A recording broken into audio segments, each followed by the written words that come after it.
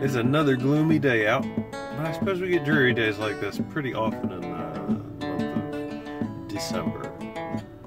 And that got me thinking about something that happened the other day, and that happens to me all the time. You've probably experienced this situation. You're having a conversation with somebody and you have to ask them a question. And you want to ask them, do you want to go out to Pizza Hut or do you want to go out to Domino's tonight? Obviously asking them what they want to eat for dinner. So you ask them, do you want to go out to Domino's or do you want to go out to Pizza Hut? And their response, conversation goes something like this. Do you want to go out to Domino's or do you want to yes? Wait, what? It wasn't a yes-no question. It was an either-or question.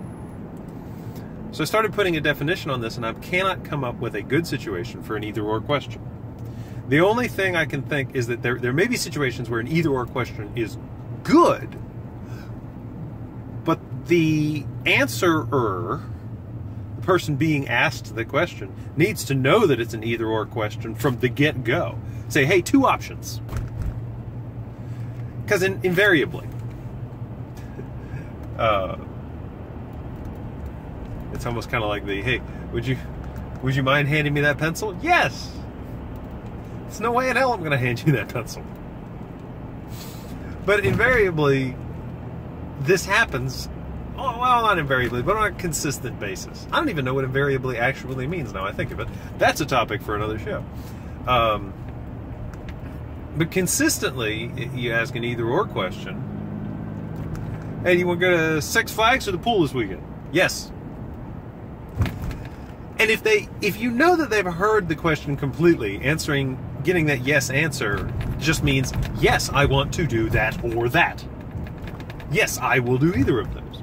But most of the time, that yes comes very clipped, and maybe you were somewhat interrupted, maybe you paused a little too much. You know, you're doing the pregnant pauses.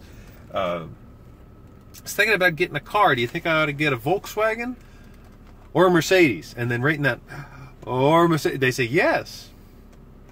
What? What do you mean? And here's a real good question. Is it safe to assume if you hear yes to a either-or question that they meant yes to the first option? Generally, I think it would be safe to assume that they are fine with the first option, but maybe the second option is better. So it can get a little obnoxious, I think, sometimes, when you start to throw in the same catchphrase all the time. Like, hey, two options for you.